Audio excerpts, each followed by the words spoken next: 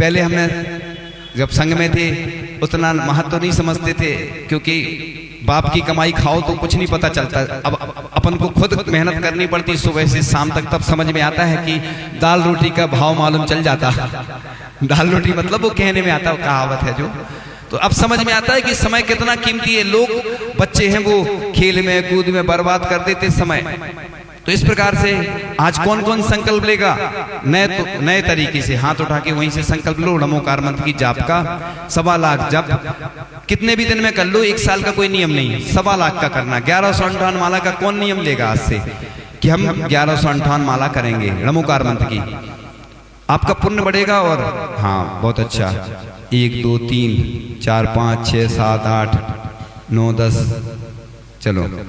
तो इस प्रकार से ये दुनिया का सबसे पावरफुल मंत्र है। ऐसा बोलते हैं कि नमोकार मंत्र से ही सब मंत्र बने हैं। और हम बताएंगे नमोकार मंत्र के बारे में कि मंत्र जो होते हैं बड़े पावरफुल होते हैं। इस मन से ही शब्द बना है। मन में सुनो ये जो स्तोत्र होते हैं ये भी मंत्र होते हैं, लेकिन स्तोत्र का पाठ करते हैं हम।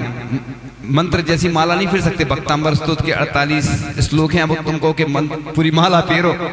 हम लोग भी सुनो रहस्यमयी बातें बता रहे हैं कि हम लोग जब पंचगणक होता है ना, कोई नहीं बताएगा ये आपको, हम बता रहे हैं सिर्फ। क्यों नहीं, अंदर की बातें बताई नहीं जाती लेकिन हम बता देते हैं।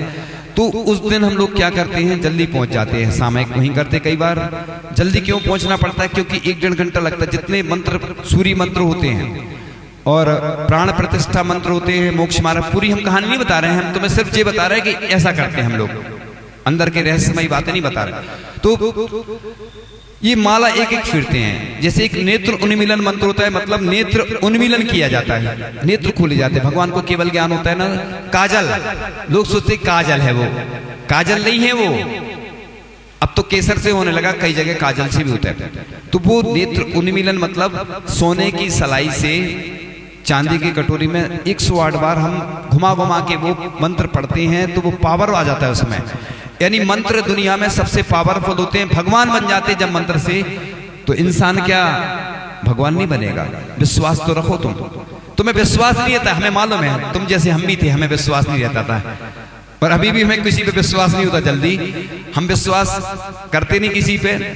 कोई कुछ होता है हम कहते हैं हाँ, समाज वाले हमारे पास बातें खूब देते हैं, हमारे पास ऐसा करेंगे वैसा, हम सुन लेते हैं, हमें नहीं होता विश्वास। हम करके बताते, इसलिए हम डरते बहुत हैं कि समाज वालों पे भरोसा नहीं करते हम कि ये करेंगे नहीं करेंगे, बातें कर जाते हैं। बेचारे वो भी क्या करें, उनका कोई साथ नहीं था, मजबूर रहते वो।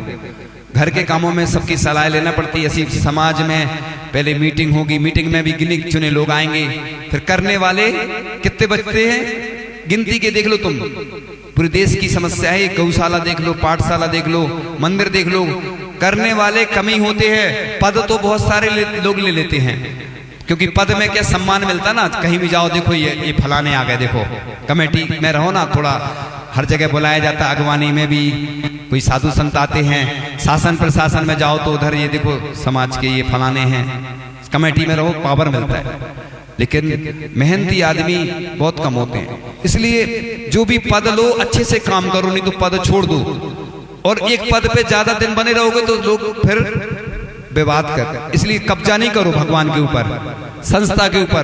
पूरे देश के लिए बोल रहा हूं मैं बहुत कड़क बोलता हूं, मेरे प्रवचन कड़वे होते हैं। मैं कड़वे प्रवचन इसलिए नहीं देता हूं कि फिर बदनाम हो जाऊंगा, फिर मेरे पास कोई आएगा नहीं, इसलिए मैं कड़वे प्रवचन नहीं देता हूं। लेकिन बोल रहा हूं कि मैं कड़वा ही बोलता हूं। बोलने से क्या होता है, कड़वी दवाई फायदा करती है। और मैं किसी को, एक व्यक्ति को तो बोल नहीं रहा हूं, पूरे देश के लिए बोल रहा हूं। इसलिए एक पद पे हमेशा नहीं रहना चाहिए। समाज अगर रखती है तो कोई बात नहीं, लेकिन चेंज होते रहें। ऐसा कोई नियम नहीं है 5 साल का 3 साल का। जहां कुछ ऐसे संविधान बनाना चाहिए, रजिस्टर्ड करना चाहिए, और अखंड सकल दिगंबर जैन समाज पूरे देश में मंदिरों की सुरक्षा के लिए और मैनेजमेंट कमेटी बनाना चाहिए, जिससे कि हमारे जो साधु संत तो देखो बेचारे विहार करते हैं, कोई नहीं रहता उनके साथ में। ये हमारी आज की उदासीनता है। ऐसे लोगों को सौंपो। और उनकी अपन भी इस समाज की कमी है। मैं हमेशा बोलता हूँ, दमोह में एक भोजनशाला चलती है, प्रति भोजनालय, आचार्य श्री विद्यासागर, मैं उसकी प्रशंसा हमेशा करता हूँ, मैंने खुद देखा। तो ऐसे भोजनालय हर जगह होना चाहिए। जब भी कोई महिलाएं जब भोजन आदि नहीं बनाती है, कहीं कोई बाहर चला गया, उसमें वो भोजन करें। घाटोल राजस्थान में हम गए थे, वहां भी 12 महीने भोजनशाला चलती है। तो कभी कोई बाहर के लोग आ जाते हैं और लोकल में किसी की समस्या है, क्योंकि उससे सबसे ज्यादा नेगेटिव एनर्जी आती है। हम ज्यादा उसको खुल के नहीं बोल रहे, आप समझ जाओ बस। एक जो घर में अशुद्धि आदि होती है, मैं उसके बारे में अभी चर्चा नहीं कर पाऊंगा, लेकिन मेरे पास मैटर सब हैं। मेरे पास हर विषय के इतने मैटर हैं, मुझे शौक है पढ़ने का भी, बताने का भी। इसलिए तुम्हें देखो, मेरा समय कम निकल जाता, मैं पता ही नहीं चलता मुझे। इसलिए इतना लिखा है कि उसके दोष लगते मैं अलग से बता दूंगा, अलग से प्रसंग आएगा जब, क्योंकि नेगेटिव एनर्जी आती है। इसलिए आदिवासियों में भी अलग से झोपड़ी बनाई जाती है। मैं इनडायरेक्ट बस इंडिकेट कर रहा हूं। इसलिए एक भोजनशाला ऐसी चले कि 12 महीना चलती रहे, और एक कोई रहे उसमें। तो कभी बाहर से कोई आ जाता है, कभी कोई समस्या है किसी के यहाँ, और तो वो कम से कम भोजन करता रहे। और नो लॉस नो प्रॉफिट में चलना चाहिए। अपन क्या करते हैं, हर चीज प्रॉफिट देखते हैं। जब भी कोई आयोजन होता है तो लोग पहले यही सोचते हैं कि इनकम हो रही कि नहीं। कमेटी काय में खुश होती है जब इनकम होती है। अगर राशि खर्च हो गई तो वो दुनिया में चर्चा करते हैं, देखो इतना खर्च हो गया, वो साधु आए थे, है ना, खर्च करके चले गए। इसलिए मैं पहले क्योंकि हमें तो कुछ नहीं ले जाना, ना मेरे पास कुछ है, ना मैं कुछ ले जाऊंगा।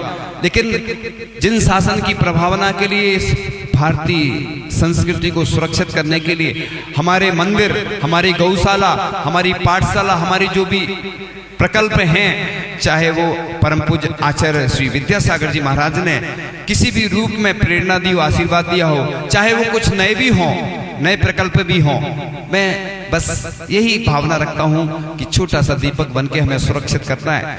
क्योंकि गुरु जी तो चले गए, लेकिन उनने भी हमें कुछ प्रेरणाएं दी थी, आशीर्वाद दिया था। और अब उनकी प्रॉपर्टी हमारी प्रॉपर्टी है, हमें कब्जा नहीं करना है, हमें सुरक्षित रखना है बस। क्योंकि सब यही सोचेंगे हमें क्या करना, हमें क्या करना, बस हमें तो अपनी प्रॉपर्टी सुरक्षित रखना है। तुम्हारी प्रॉपर्टी तो यहीं छूट जाने वाली है, तुम साथ में ले जाओगे क्या? नहीं ले जा पाओगे, हमें मालूम है, न तुम ले जाओगे। लेकिन हमारी असली प्रॉपर्टी है हमारी जो अभिषेक पूजन करते हैं, हम स्तोत्र पाठ करते हैं, इससे हमारा पुण्य बढ़ता है। तो इस प्रकार से नमोकार मंत्र कि जितने लोगों ने संकल्प लिया 9 बार नमोकार पढ़ेंगे, अभी लास्ट में पढ़ेंगे, जब तक और भी लोग आ जाएंगे, है ना। आप लोग याद दिला देना, क्योंकि बस थोड़ी सी व्याख्या करके अपन आज की बात पूर्ण करते हैं कि इस प्रकार से पहले अपन ये भावना रोज करना अपन को, है ना। इसको व्यवस्थित कर लेंगे अपन फिर। हाँ, आंखें बंद करके करेंगे आप लोग।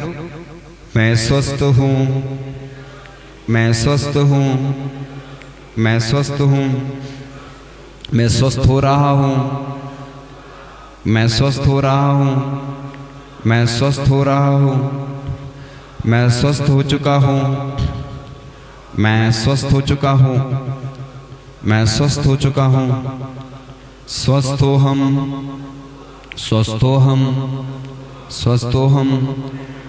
ओम नमः आरोग्य हम, ओम नमः आरोग्य यो हम, ओम नमः आरोग्य यो हम।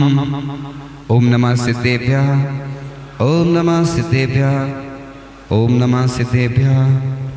ओम शांति, ओम शांति, ओम शांति, ओम सुखम, ओम सुखम, ओम सुखम। जितनी भी 3 लोक में जिन प्रतिमाएं हैं, जिनालय हैं, मंदिर हैं, कृत्रिम अकृत्रिम चैत्यालय हैं, विदेश क्षेत्र में विद्यमान तीर्थंकर भगवंत हैं, त्रिकालवर्ती नवदेवता हैं, देव शास्त्रगुरु, पंच परमेष्ठी, द्वादशांग, जिनवाणी, सबको मैं यहीं से अनंत अनंत बार नमस्कार करता हूँ। हे भगवान, मेरे द्वारा जो भी त्रुटियां हुई हों, गलतियां हुई हों, भगवान क्षमा करें। मैं आपकी भक्ति के लिए, अभिषेक के लिए, शांति धारा के लिए, पूजन अनुष्ठान के लिए सर्वस्व निछावर होना चाहता हूँ। भगवान, आज से मेरे पास जो भी है वो सब आपका है। भगवान, बस मैं इस भाव से कार्य करूँगा कि जब भी मेरी अंतिम श्वास निकले, णमोकार मंत्र के साथ अंतिम श्वास निकले, हे भगवान, मैं निर्माल्य के दोष से बचूं और कभी भी भगवान का कर्जदार नहीं बनूं, देवशास्त्र गुरु का कर्जदार नहीं बनूं। मैंने जो भी भावना व्यक्त की थी वो मैं पूर्ण कर लूं। मेरी कोई मजबूरी है तो मैं आपसे, देवशास्त्र गुरु से जरूर बताऊंगा। लेकिन भगवान, मैं प्रतिदिन प्रसन्न रहना चाहता हूं। मेरा किसी से भी बैर नहीं है। अब मैं क्षमावाणी प्रतिदिन 3 बार मनाने का प्रयास करूंगा। मेरे जो परिवार के हैं, मेरे कुटुंब के हैं, पड़ोस के हैं, रिश्तेदार हैं, उन सब से मैं जिस रूप में भी होगा क्षमा मांगने का प्रयास करूंगा। क्योंकि मेरे जीवन का कोई भरोसा नहीं है। मैं जब भी जाऊं कर्जदार बन के नहीं जाऊं, सब चुका करके जाऊं। भगवान, आज से मेरी पूरी संपत्ति आपकी है। मेरा कुछ भी नहीं है। ये शरीर भी मेरा नहीं है। आत्मा बस मेरी है, जो मेरे साथ अनंत काल से है। मैं अनंत काल तक रहूंगा। मैं 84 लाख योनियों में भ्रमण करता आ रहा हूं। अब हम बोलेंगे, अब सुनना बस, है ना, अब उच्चारण नहीं करना सिर्फ। हाँ, तो इस प्रकार से ऐसी भावना अपन को करते रहना चाहिए कि 84 लाख योनियों में मैं भ्रमण करता आ रहा हूं। एक व्यक्ति है, हॉल है, ऐसे हॉल में ऐसा दरवाजा ढूंढ रहा है, अंधा है वो, और दरवाजा ढूंढते ढूंढते ढूंढते जैसे दरवाजा आता है ना, वो अंधा है तो वो खुजली चलने लगती है उसको, तो वो दरवाजा निकल जाता है। फिर इधर से घूम के आया और इधर फिर दरवाजा जैसे ही आता है तो उसको खुजली चलने लगती, तो फिर दरवाजा निकल जाता है। ऐसे ही हम 84 लाख योनियों में भ्रमण करते करते आ रहे हैं। जैसे दरवाजा तो पंचेंद्रिय के विषयों में मशगूल हो जाते हैं। क्योंकि लोगों को क्या लगता है, श्वान का उदाहरण दिया जाता है। श्वान है ना, वो हड्डी चूसता है, उसको बहुत आनंद आता है, वो सोचता है इसी में हड्डी में आनंद आ रहा है। और बाद में जब वो हड्डी फेंक देता, ब्लड निकलता है, उसको मालूम चलता है ये तो मेरा ही ब्लड है। ऐसे ही अपन को एसी में मजा आता, कार में, पत्नी में, बच्चों में, ऐसा लगता है कि कितना आनंद आ रहा है। लेकिन आनंद उनमें नहीं है, हमारी धारणा है। इसलिए दुनिया में अगर सब कुछ होता है, इसलिए कहा है स्वर्गों में भी वो आनंद की प्राप्ति नहीं होती। ऐसा 12 भावना में आता है ना, जो सुख मुनिराज को होता है। क्योंकि कोई विकल्प नहीं रहता है। कहीं छोड़ के आते तो कोई ताला लगा के नहीं आते। क्यों नहीं आते? क्योंकि ताला इसलिए लगाना पड़ता, सुरक्षा के हिसाब से आप लोग लगा देते हैं। क्यों? कि कोई लोग इधर उधर नहीं करते। कोई वस्तु, मंदिर में ताला लगाना क्यों जरूरी है? क्योंकि आपको सब मालूम है सुरक्षा जरूरी है। लेकिन साधु संत, अब जैसे कोई पुस्तक कहीं से ली है तो उसकी वापस भी तो करना है, कोई ले जाएगा। आचार्य श्री बैठे हुए थे और एक बार एक व्यक्ति कुछ ले जा रहा था। किसी ने देख लिया, देखा क्या ले जा रहा है, देखा तो मूक माटी की हस्तलिखित प्रति थी। अगर वो चली जाती तो क्या होता आज बताओ? आज मुकमाटी पे इतनी सारी पीएचडी हुई, कितनी हुई हमें अभी गिनती याद नहीं है, लिखित में तो सब है हमारे पास। तो कितनी सारी पीएचडी हुई। वर्ल्ड रिकॉर्ड है कि एक देश के मात्र ऐसे संत हुए दिगंबर जैनाचार्य परम पूज्य आचार्य श्री विद्यासागर जी महाराज, जो कि 9वीं तक पढ़े थे। मतलब पढ़ाई कम थी उनकी, लेकिन उन्होंने पढ़ाया कितने सारे लोगों को, और अभी भी पढ़ रहे हैं लोग। हम जैसे अनपढ़ शिष्य, हमें कुछ नहीं आता था, अभी भी कुछ नहीं आता, लेकिन हमने देखा कि आचार्य की कृपा हुई तो बहुत सारी चीजें हम सीखते गए धीरे धीरे। अभी भी हम सीख रहे हैं, हम सबको सिखाते भी है जो हमें आता है, और हम पढ़ाते भी हैं और पढ़ते भी हैं रोज।